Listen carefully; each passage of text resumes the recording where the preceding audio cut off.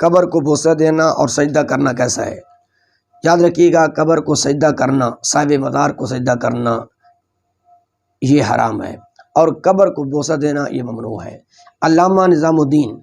صاحب فتاوی عالمگیری وہ فرماتے ہیں لا یمسح القبر، قبر کو نہ چھوئے، ولا یقبلہ، اور اس کو بوسہ بھی نہ دے، فإن ذلک من عادت النصارى، یہ نصارہ کی عادت ہے، اور فرماتے ہیں ولا باس بتقبیل قبر والدہ، اپنے والدین کی قبروں کو بوسہ دے سکتا ہے۔ اعلیٰ حضرت عظیم البرکت رحمہ اللہ تعالی فرماتے ہیں کہ سجدہ تعبدی یہ حرام ہے، یہ کفر ہے کہ عبادت کی وجہ سے قبر والے کو، صاحب مزار کو سجدہ کرنا، لیکن فرماتے ہیں سجدہ تعظیمی یہ ممنوع ہے، حرام ہے اور گناہ کبیرہ ہے۔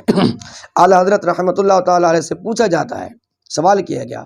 اولیاء کرام کی قبور کو بوسہ دینا، ان کا طواف کرنا، ان کی تعظیم، انہیں سجدہ کرنا شریعت مطہرہ میں اور فقہ حنفی کی روح سے جائز ہے یا ناجائز؟ تو اعلیٰ حضرت فاضل بریلوی رحمۃ اللہ تعالی علیہ جواب میں لکھتے ہیں، فرماتے ہیں بلا شبہ خانہ کعبہ کے علاوہ طواف تعظیمی ناجائز ہے،